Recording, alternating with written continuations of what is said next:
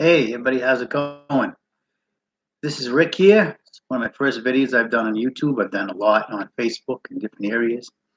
But this is the raw video. I don't have any props or any um, fancy music or anything like that for my first video. But I'm going to talk tonight. I'm a horror fan, 80s guy, and I like to talk about different movies and comparisons. And I want to see if I can get any opinions on that, generate some good discussion.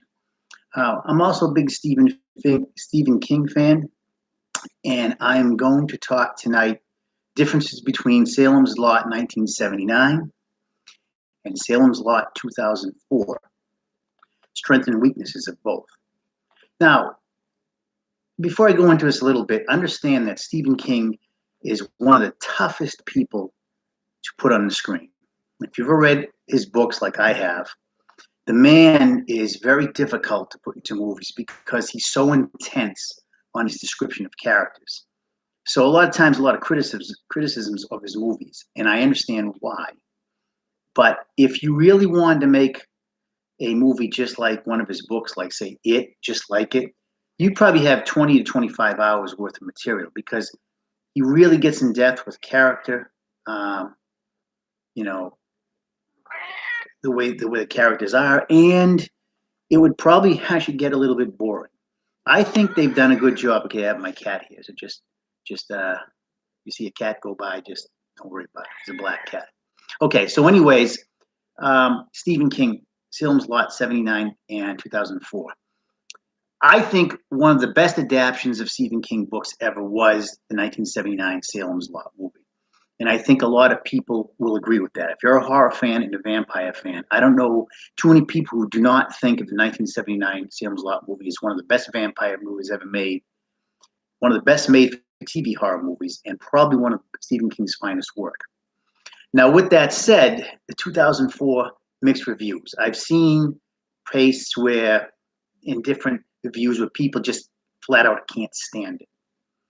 I'm not one of those. I think it had its purpose. I think it was a decent movie. It was nothing like the original, but I think there was some value to it. There are a few people who actually like the second one better. It's not very common, but I'm going to talk about both of them and what I think strengths and weaknesses and about characters and iconic parts of the movie and why I think they both are vital in the overall opinion of both flicks. Now, first of all, understand that the 2004 Salem's Lot suffered from one very big factor. It was 1979 Salem's Lot. It's like if you're a football fan and any quarterback that follows Tom Brady for New England or San Francisco Joe Montana at the time, you're talking about some solid excellence. So anybody who comes after that is already behind the eight ball. Well, that's the same thing with the 2004 movie. It was trying to emulate one of the most iconic horror movies, vampire horror movies of all time. So it already is behind the eight ball. But I'm going to talk first about the old one. Synopsis of what I think of the old Salem's Lot 2004. Okay, now, one disclaimer here. Some people are a very big fan of being just like the book. I'm not as much like that, as long as the thought's right there. When movies come out and they say based on the novel by whoever, that's just based on. That means you have poetic license. A lot of people just want it to be exactly like the book. I'm not one of those, although there's merit to being as close as you can. But as long as you have the same idea, I think you have a right to have poetic license. But if you're a fan of just like the book, I'm here to tell you, Salem's Lot 2004 actually overall was more like the book than 1979. It really was. Now they both have parts that were good to the book and liberties they took. But overall, the 2004, if that's your thing, if by the book is your thing, 2004 Salem's Lot definitely does a little more for you. Okay? Now, start with some characters of 2004. Let's compare. Okay, well, the main character, Ben Meir. He's the main character, Ben Mears, okay? I like them both. I think it was a wash. You had David Soul, who was just coming off Starsky and Hutch in 1979, and he was big at that time. Did a fantastic job. And then, of course, you got Rob Lowe, who's a veteran actor, 2004. I think he did a fantastic job, but they were very different characters. The one thing I liked different aspects equally about both of them. The strength on the 1979 Ben Mears is that David Soul really captured the fear of Ben Mears. He really captured that, like was the entire movie. He captured that he was always frightened. The minute he stepped in, you got that from him and helped with the atmosphere of the movie. I think he did a great job at that. Now, what Rob Lowe brought was more of a balanced character. For instance, the one scene that I never liked in the old movie, the only one, was the part that when Ned Tibbets kicks the shit out of Ben Mears in the first movie. That's totally straight from the book. He comes out of the closet and just pounds him, and Ben Mears doesn't even fight back. Makes him look like a wimp. In the second one, he fights back. He comes at him with latex rubber gloves, which, by the way, is just like the book because he's turning into a vampire. And they have a fight, and in the book, he actually Ben Mears knocks two of Tibbets' teeth out. But even in the second movie, when he's in jail, he's heckling at Tibbets. He's not scared of him. So Ben Mears he's not a wimpy in the second one. I like that part of him. He didn't capture the fear, I think, like David Soul did, but he wasn't as much of a wimp, so to speak. So I think that character was a wash. I think they both brought good aspects to it that fit with the movies, in my opinion. Second character, of course, is Barlow. He's the main vampire. He is not the main character in this. Now, yes, of course, he's the main vampire, but he doesn't get a lot of time in either the book or the movies for a reason, because it's not really centered about him, even though he's the catalyst. So neither movie shows a lot of Barlow. They don't come in until halfway through the movie on purpose. But they're very different characters. The original one went after the Nosferatu look, which was totally against the book, but it worked. I'll talk about that when I talk about the old movie. It worked perfectly.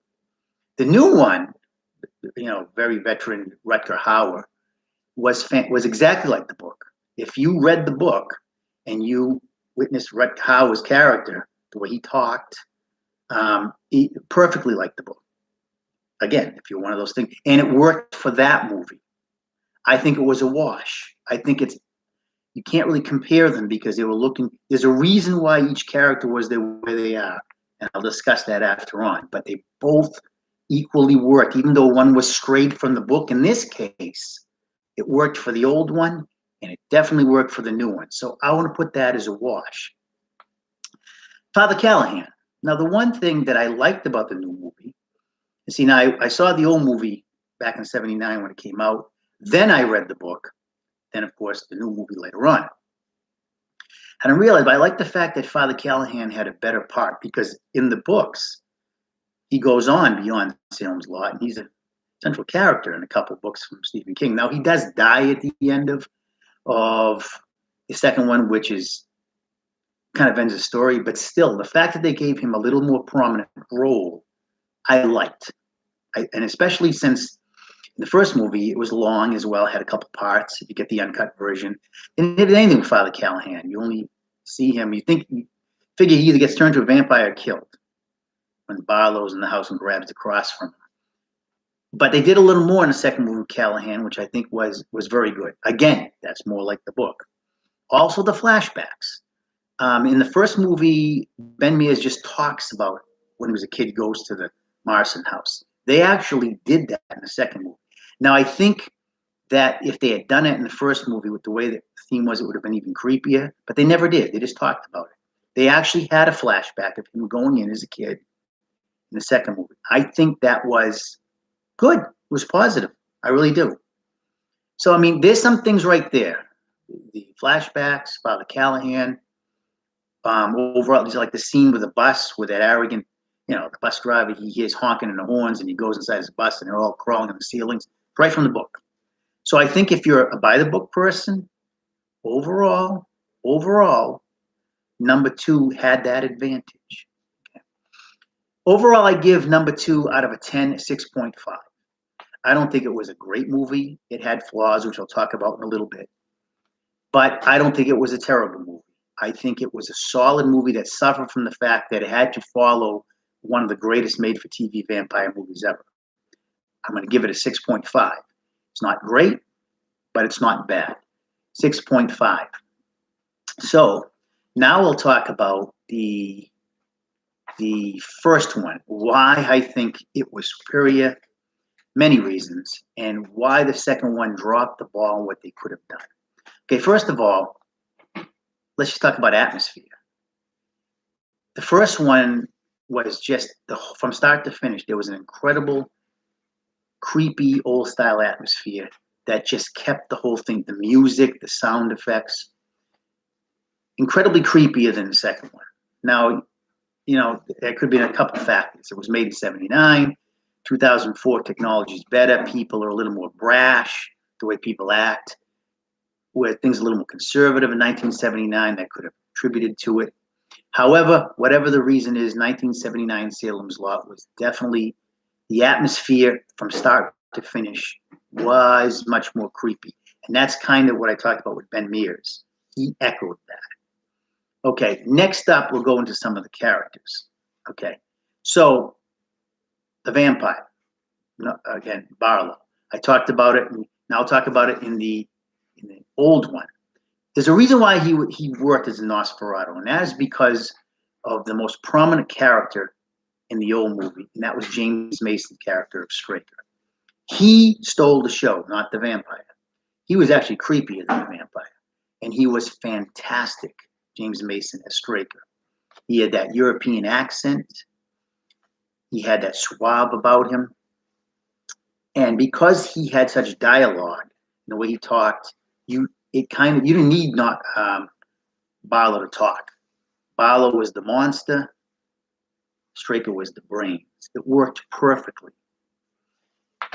Straker, but he wasn't just a wimp either. You saw him with the strength at the end when he picks up one of the characters and impales him on the horns, and then of course it takes forever to kill him. He shoots him. You know that 1985 Fright Night took their character from Straker's character. It was almost identical the way he comes down the stairs, he gets shot. Just as a side note, 1985 Fright Night. But it was a great, great character, Straker. You were scared of him. He comes in, he goes, "The master wants you." When they go up to Father Callahan, it was fantastic. Now, let's flip that to the Straker in the new one. It was terrible. They ruined it. They had the great Donald Sutherland acting, and they ruined Straker. And that's why you need Rutger Hauer's character, Barlow, to talk. Because the Straker character was not as charismatic in the new one. He had a big beard. He looked like a demented Santa Claus. He's in there joking around in his shop, sexual innuendos to women coming by. It was terrible. They ruined what a great actor, an iconic character, and just even his death is wimpy. You see him get hit from behind and falls down. That's why you needed Barlow to take over the show. You would never been able to have the new Barlow with the old Straker because they wouldn't have blended. Too much conversation. The old one mixed perfectly, the brains and the brawn. And I think they really dropped the ball on the new Salem's Lot with the Straker character really bad. I think that was botched more than any other character. And they wasted it on a fantastic actor like Donald Sutherland. Now, another character, okay, Mike Ryerson. The Mike Ryerson of the old Salem's Lot, I forget the guy's name, but he was a veteran actor. Remember, he was on Every Which Way But Loose with Clint Eastwood. Did a perfect job. Because why? Because he captured the fear. He always seemed sullen, kind of quiet by himself. He captured the fear. The other one and a new one, joking around, and totally different. And therefore, well, I'll go on. I get a little ahead of myself, but the iconic scenes with them as vampires were so different. Let's go to some of those iconic scenes. These are the things, the meat and potatoes, that the old Salem's Lot is all known for. that people who remember Salem's Lot when they were a kid, like me, that saw it, knew the new Salem's Lot really dropped the ball on this. And it could have been so much better. You have 25 years of technology, and you relied on CGI many times. The vampires. Let's talk about the vampires. Vampire movie, right? The old one didn't have CGI or anything of that nature, yet there was something creepy about the way the sound effects, the smoke, those eyes that are like no pupils, white. Simple stuff, but it really worked. The new vampires, they weren't terrible at times. At times there was CGI and they were bad. But if you think you have 25 years of technology on your side and you don't, not only don't you improve, but you're not as scary with your vampires, that was a disappointment. I didn't think they were terrible. I've seen worse, but it definitely was a disappointment. The scenes. 3 different types of iconic scenes I'm going to talk about is my last push here. Danny Glick's mother, I forget her name right now, but Danny Glick's mother, when she gets killed and she rises, in the funeral home, she rises up. And it's iconic in the old. Ben Mears is over there and he's getting into faith, and he's Psalm 23 and he's making a cross. He's looking at the clock and he's frightened, and he knows that anytime she's going to rise. He's calling to his friend in the other room, and she eventually does. It's iconic. You know it's going to happen. You just don't know when. And when it eventually does, just the way she rises up, calling for, Danny, honey, she's calling for her son. She's a vampire, and they eventually repel her. The new one is a typical vampire scene. There was no as much fear with Ben Mears, not nearly the fear count. And the way she hisses, everything is more like a regular vampire scene in other movies. It wasn't bad, but it was not at all the iconic scene of the old one. Drop the ball, number 1, okay, when it's seen. Number 2, Mike Ryerson, which was my favorite scene in the movie, but it's probably the most second iconic scene. And that's when he's just been changed to a vampire, and he's up in the boarding house, and, in the old one, it's awesome. He's rocking in the chair, and he looks up, and the dialogue is exactly like the book, by the way, in the old one, which it isn't in the new one. I'll see you sleep like the dead teacher. The way he just rocks in that chair, and he looks up, and he's got those white non-pupil eyes, and floats up. Everything's very serious and creepy, and he gets repelled. Perfect with his character. The new one, it was horrible. He's over there, what am I doing here? What am I doing here? And then, of course, he has to.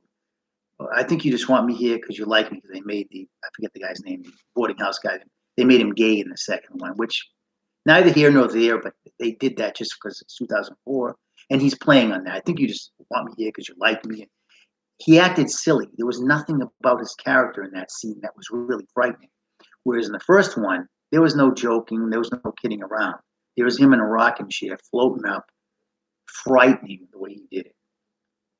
Drop the ball, number 2. And, of course, the third and last one to talk about here is when we all know the window scratching. Ralphie Glick and then Danny Glick. It happened twice with Ralphie Glick in the first one, when he first goes to his brother's house, and then when he's in the hospital, he goes and meets him in the hospital, which kills Danny Glick. And then, of course, Danny Glick comes and to his friend, scratches. 3 times it happened. 3 times in the old one. I think it only happened once in the new one, maybe twice. I forget. I think only once. And it was Danny Glick, and it was terrible. It was all CGI. You saw it was CGI. Everything happened like real quick. It was horrible. I was so looking forward to what are we going to do? Danny Glick, it was Mark Petrie. Comes to him, it's like, that's it. Those scenes with the scratching and the floating, the way they did it, and the fog coming and all those sound effects. Everybody remembers that. And if you were a kid, when you saw that, like I was, that night you went to bed, you were scared to go in your room and someone's going to scratch in your window. The new one, it was CGI. It was terrible. And that's really, really where they dropped the ball in the new one, to be honest with you. So that's my synopsis. I put the old one, as a 9.5 out of 10. The only reason why I don't give it a 10 out of 10 is a couple reasons, and they don't take away from the fact that it's a classic, awesome movie. The biggest thing is the Ned Tibbets. I didn't like the way they had him attack Ben Mears in the old one. It was very different than the book, and it didn't really do it for me. He doesn't even fight back, Ben Mears. I thought that was the only scene I just did not like. I didn't like it at all. And the fact that I think they could have done more with Father Callahan, and they could have shown a flashback, not just talking, of Ben inside the Marston house. And I think with the old effects, that would have really been very good to see, to be honest with you. Still, that doesn't make the movie 9.5 out of 10, which is very good. So that's my synopsis of both of them. I think the first movie was great. The second one I think was pretty good. It's watchable. If you get your mind out of comparing it with the first one and just look at it as a separate horror movie, it's enjoyable. It's not great. Don't expect greatness, but considering a lot of the stuff that comes out now is repetitive, and you get Rob Lowe, who I always liked, I think it was pretty darn good. That's my synopsis on both movies. Feel free to give your opinions. I look forward to. Remember, it's only opinions. Nobody's right and wrong here. It's all fun stuff. This is Rick, coming from you from Illinois. God bless and have a great day.